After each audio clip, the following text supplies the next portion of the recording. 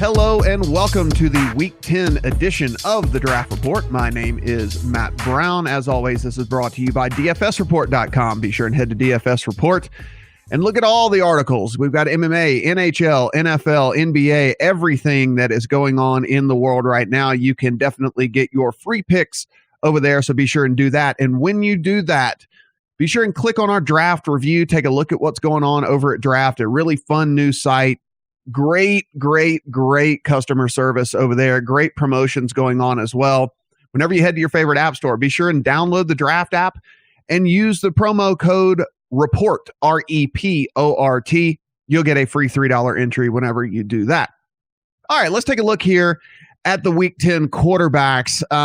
This slate overall, in general, whenever you look at these games, not pretty. Certainly not pretty at all, but we're going to play anyway. There are a few appealing spots here for guys, so we're certainly going to recognize some of those. Let's take a look at one of the ones right here that I think that maybe people may shy away from given the news of Zeke Elliott not being able to play this week is Dak Prescott. But if anything, that just puts the pressure more on Dak Prescott's shoulders. So for me, I think this is a prime spot here, maybe for him to do a little bit more running, which we know he's got the athleticism to do that. Going up against an Atlanta team that probably is going to put some points up on the board at home there. So I think this has a shootout potential here, one of the highest totals on the board. So Dak Prescott, not somebody I'm going to be shying away from just because Zeke isn't playing. I still think there'll be plenty of scoring opportunities in this one.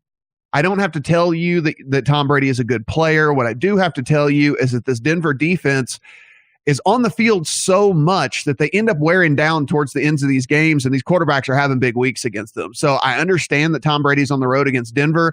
Still like Tom Brady this week. Listen, Denver can't do anything on offense, so it's 3 and out after 3 and out after 3 and out. And so whenever they keep going 3 and out, the defense is just on the field all the time. And so when the defense is on the field all the time, they just get gassed. They get worn out, and the offenses start to take control. And I expect that to happen yet again here. New England coming off of a bye should be nice and healthy for the most part. Chris Hogan not going to play in this game, but for the most part, nice and healthy. I think Tom Brady has a nice day as well. Ben Roethlisberger, another guy against Indianapolis. Listen, every single week we're going to talk about the quarterback that's playing Indianapolis. It's just a wonderful matchup.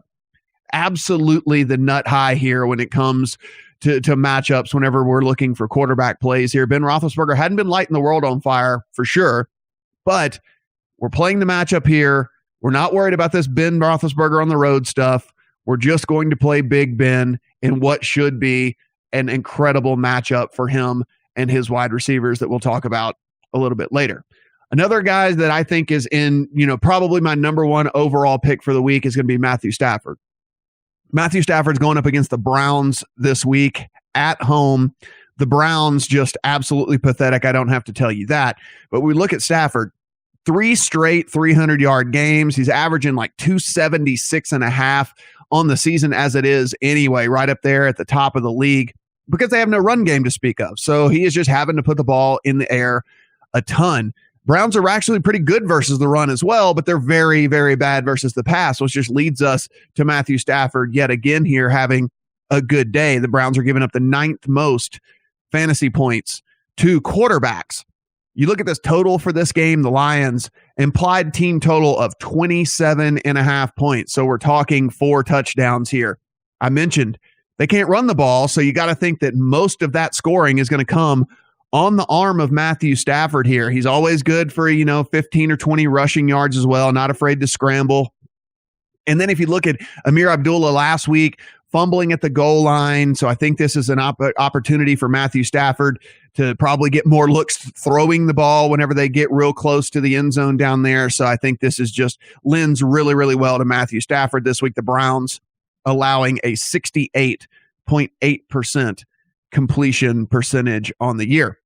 Now, if I like this Atlanta-Dallas game, you got to look at Matt Ryan. And Matt Ryan over the last few weeks has actually had some decent games here. It hasn't really showed up in the scoreboard. I mean, they haven't been scoring touchdowns, but Matt Ryan's actually had some decent games here. And again, if we think that this game is going to shoot out, which I think that this game has shootout potential, then we have to be looking at Matt Ryan this week. I know it's nothing you feel really great about clicking on because of their lack of scoring so far this year, but Matt Ryan, certainly somebody I'll be looking at Jared Goff has just been lighting the world on fire. This Rams team, highest scoring offense in the league. Who would have thought it? And now they get a really, really good matchup at home against Houston. I guess the only concern here for us is how quickly does this become a blowout? They're double-digit favorites in this game, and as we know, when teams get up a lot, they quit throwing the ball and they just run the ball, which could equal great things for Todd Gurley. We'll talk about running backs in a second, but I think that Goff, if they get to that point, Goff will probably have already done what you need of him. So I think you're not really having to worry too awfully much about whether or not Goff is going to just, take his foot off the gas here. I think if it gets to that point, he will probably have already done enough for you to feel good about what you got to do. Now, if you're in a deep league, you're going to have to take a quarterback, that maybe you don't want to jump up and down about. And I think there's a couple in this Jets-Tampa Bay game. I know this sounds crazy, but Josh McCown's actually been pretty efficient this year. And if you look at Tampa Bay secondary, one, all banged up, and even if they get their guys back, it doesn't matter anyway. They're not any good. And then the other side of the ball, I don't think Ryan Fitzpatrick is that big of a downgrade over a banged-up Jameis Winston. And sure, Mike Evans is going to be out this game, but the Jets secondary can be had here. The Tampa Bay Bucks have no run game really to speak of either, so it's going to be going to the air a lot. I mean, they still have a very capable tight end in Cameron Brate. They still have Deshaun Jackson. Adam Humphries will step up. I mean, this is not like they're going to be completely inept just because Mike Evans isn't on the field here. I think both of those quarterbacks are in play, especially in deep tournaments this week. Take a look at the running backs this week. Le'Veon Bell, going to score a lot of points there for Pittsburgh. Pittsburgh, you got to go with Le'Veon Bell, obviously. Don't have to tell you Le'Veon Bell. Don't have to tell you Todd Gurley.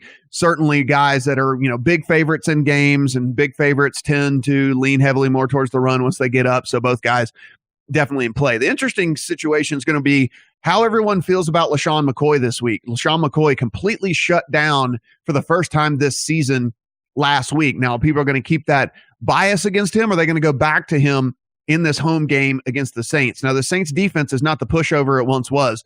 Saints defense has actually, for the last 5 or 6 weeks, been one of the, upper tier defenses, kind of the upper third to upper quarter defenses in the entire league. And really on both sides of the equation here, run defense and pass defense, been very, very well. The thing about LaShawn McCoy is he doesn't come off the field even if they get down. Obviously, if they're up, he's going to be their bell cow. He's basically his snap percentage is just locked in when it comes to LaShawn McCoy. So he's not going to come off if they're losing. He's certainly not going to come off if they're winning. So you just got to go with the volume here with LaShawn McCoy. Still going to be one of my top plays of the week, even though this matchup really isn't all that great. Now, a matchup that is great is for Leonard Fournette at home against the Chargers. And when you look at this, Leonard Fournette, after the surprise inactive last week, after he didn't show up for a team photo, so I guess establishing a culture there in Jacksonville is what they were saying. So anyway, he will have not played for about a month now. So he is going to be very, very fresh going into this Chargers game here. And look, we know the game plan for Jacksonville. We know what they want to do. Jacksonville wants to run the tires off of Leonard Fournette and not have the game come down to what Blake Bortles can do through the pass game. And so I expect nothing less in this one. You're going to get Leonard Fournette with 20-plus touches in this game. If you get 20-plus touches out of a bell cow back like him, he's reached the end zone in every game he's played so far. That will eventually fall off. But I think it continues this week here. Leonard Fournette, probably my number 2 overall play on the entire week. Now, a guy here that doesn't really come to light whenever you think like the super elite of the week, or really any week, especially when he's playing for a winless team, is Carlos Hyde. But Carlos Hyde here versus the Giants. I think this game has sneaky shootout potential. I understand both teams are horrible, but sometimes when you get these two horrible teams together that don't really have good defenses either, they kind of just turn into shootouts, and they kind of go crazy when it comes to the scoring. And I think that could be the situation here in this one. I mean, if the Giants have anything to play for, I mean, certainly they looked horrible last week against the Rams, giving up 51 points to that team. But if the Giants have anything to play for, it's that you don't want to lose, and you don't want to be the only win on the 49ers schedule for the entire year. Play with a little bit of pride here. Carlos Hyde, second most targets amongst running backs, 57 of those things so far this year. And here's the number that really jumps off the page: 28 targets over the last 3 games. 28 targets. That is elite wide receiver numbers for a running back here. Giants 26th DVOA versus the run, 19th in adjusted fantasy points allowed to running backs. He's not really conceding touches to Matt Breida anymore. He is really just the guy when it comes to everything there in San Francisco. And like I said, I think this game can be competitive, and I think this game can be competitive and kind of put up some more points than they're projected. I mean, right now, you look at the Giants only at a 22 implied team total, the 49ers at only a 19.5 point implied total. I think we could see it go well over that in this one. I think Carlos Hyde plays a big factor here. Certainly a guy that should be on your radar as one of your RB1s this week. I think that's his upside. One of the other guys, again, doesn't do a lot through the pass game. So when you look at that, if they were to get down in a game, he's not really a guy that I look for very often, but I don't expect that to be the game script this week. And that's Jordan Howard at home against this Green Bay team that looks like they've packed it in. You know, Aaron Rodgers goes down for the season, just doesn't look like they think they can do anything anymore. It doesn't look like they feel like they have it in them. I think this Bears team, by the way, is over a 5-point favorite at home against Green Bay. I think they actually win this game and win this game pretty handily here. And if that's the case, then Jordan Howard is going to get 25 touches, maybe 30 touches. We've seen him get 30 touches in a game here because if they're in control, they're certainly not going to let Mitch Trubisky throw the ball. They're kind of hiding Mitch Trubisky right now. They're getting him on game experience, but they're not really getting him sling the ball 35, 40 times experience. So that's not going to happen. Jordan Howard is going to be a guy that's going to get a lot of volume there. The question becomes what to do with these New Orleans backs here. They're going to be on the road at Buffalo. Buffalo's defense is not as good as people kind of perceive it to be. They can certainly be had here. A little bit banged up as well. Certainly can be had through the air. And whenever you look at that, that kind of leads me to Alvin Kamara over Mark Ingram this week. Kamara is such a big part of this offense now, especially through the pass game.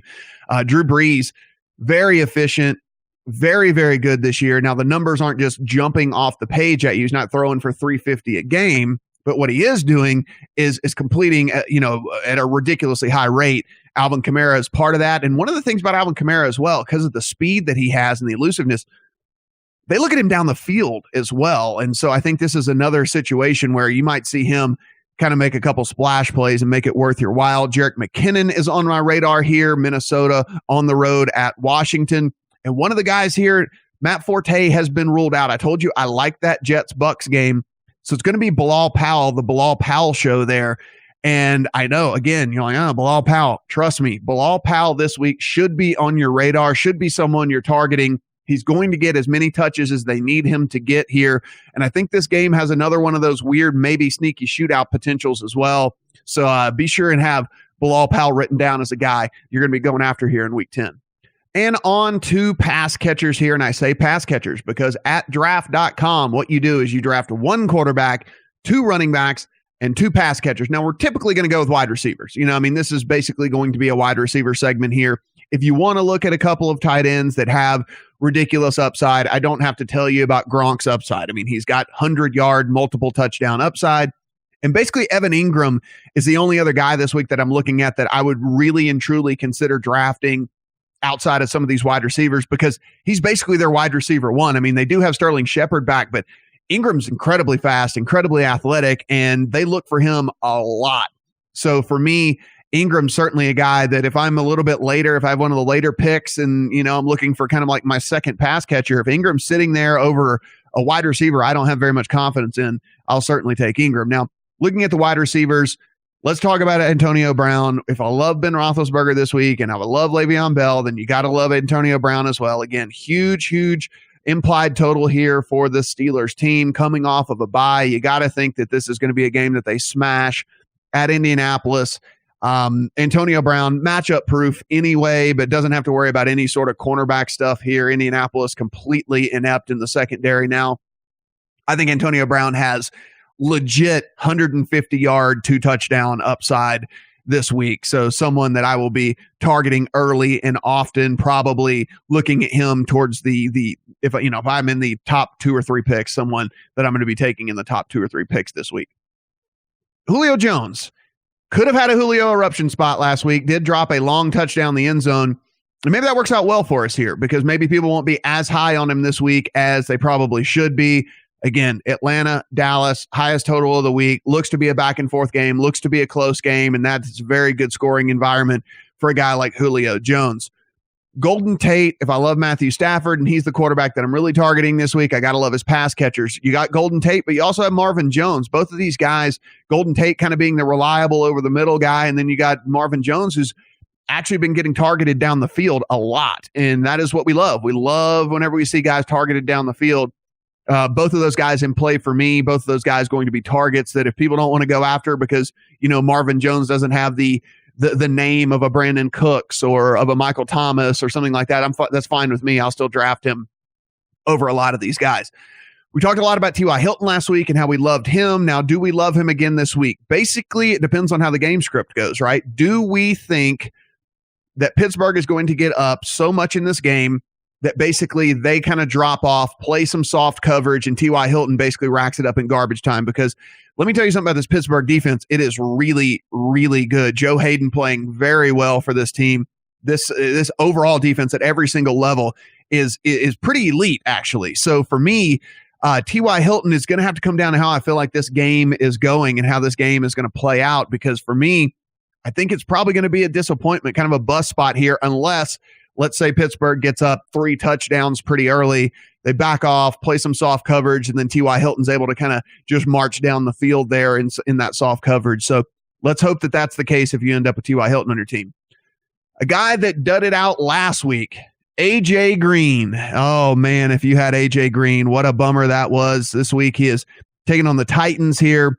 I think this is a perfect bounce-back spot after his dud last week. Got ejected from the game, only had a catch for 6 yards, just completely lost his mind. A.J. Green, not really that type of guy usually, so I think this is, an aberration, not that big of a deal. I think he'll be fine. Titans 22nd in adjusted fantasy points to wide receivers. Titans linebackers, defensive backs here, LaShawn Sims, Adoree Jackson, they are just no match at all for A.J. Green. So I don't think he's going to have any problem.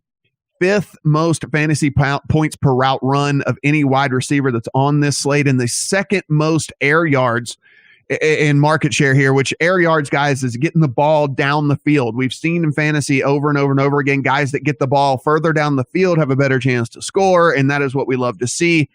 And we love to see that with A.J. Green here. And again, I think maybe people that watch those box scores and maybe didn't even realize that he got ejected, they're going to see 1 catch, 6 yards. I don't want anything to do with him. And that's where we swoop in and we get him at value. Really love him. Now, if we talk about these air yards, we got to talk about basically the king of air yards. That's Robbie Anderson there for the Jets. I know I keep going back to this game, but seriously, I think this game has scoring potential here. And Robbie Anderson basically just runs as fast as he can down the field, and Josh McCown puts it up to him. And frankly, his catch rate's pretty low, but when he only needs 1 or 2 of these things to make your day for you, and he just keeps doing it. Keeps getting in the end zone as well. And I think this is a perfect opportunity for Robbie Anderson to have another huge day here. Robbie Anderson's going to be a guy that, for a wide receiver 2 for me, is going to be really high up on my list of guys that I'm going after. Keenan Allen, and this is a situation here where we don't really target wide receivers versus Jacksonville. But the thing is that's typically because it's on the outside here. Now they're super, super elite over the outside. Not as bad over the middle. I mean, they're certainly not someone that we go out of our way to target here, but Keenan Allen, a veteran receiver, one very precise route runner, great hands. Rivers loves to throw in the ball. So I think we still see Keenan Allen get his in this game, just basically nobody else on that Chargers offense. So I'm not afraid to shy away. I'm not going to shy away from Keenan Allen this week. I think there's still some upside potential there. You kind of rolling the dice when it comes to which receiver you want from the Rams, but one of them's going to have a good day. It's either going to be Woods, Watkins, or Kupp. I will probably try to have a little bit of exposure to all of them, if at all possible. But someone's going to have a big day in that one. It's just tough to pin down who that is going to be. With Mike Evans out, I guess Deshaun Jackson becomes the de facto number 1 receiver there in Tampa Bay. You got Ryan Fitzpatrick taking over. And like I said, I don't think he's that big of a drop-off from Jameis Winston. You've got a guy in Ryan Fitzpatrick who started a ton in this league. And you want to talk about revenge narrative here. The Jets didn't want to pay him, didn't want to make him their guy. Now he got run out of town, basically, and then he ends up in Tampa as a backup here. Now he gets his shot at home in Tampa against this Jets team. Revenge narrative for Fitzpatrick, and I also think a pretty good spot here for his de facto number 1 in Deshaun Jackson. A couple of other guys that I'm going to keep my eye on depending on where they fall to me in the drafts this week. I think you got to look at Juju Smith-Schuster again. I mean, he is now the number 2 guy there in Pittsburgh, and we think that they're going to score a lot of points against Indy. So certainly got to look Juju's way. And then the last guy that I'm going to be kind of keeping my eye on, maybe I'll pull the trigger, maybe I won't. I got to see how this goes. But Corey Davis for Tennessee. Cincinnati's not a team that we really go after a ton when it comes to wide receivers. They actually play against wide receivers pretty well. Corey Davis, though, came back from injury and still played a ton of snaps. They said they're going to get him on the field even more this week. And if you haven't watched this guy play, you should watch this guy play. I mean, physical freak, makes ridiculous catches. I mean, he's got everything you're looking for in a prototypical number 1 wide receiver here. And I think he's going to be very, very under the radar. If I've got kind of like the third to last, second to last, or maybe even the last overall pick in a 10-teamer this week, I don't hate Corey Davis. Certainly think someone is going to luck out and maybe win their league by getting Corey Davis, their tournament this week by getting Corey Davis. That'll do it for week 10 of the Draft Report. Again, as always, brought to you by DFS Report. Be sure and head over there. We've got reviews of all of the DFS sites. We've got great content for all of the sports. And if you head to your favorite app store, download the Draft app. And when you do that, be sure and use the promo code REPORT, REPORT, and you are going to get a free entry to a real money contest over there on Draft. For everyone watching this at DFS and everyone at DFS Report, I am Matt Brown. Thank you, and we will see you in week 11.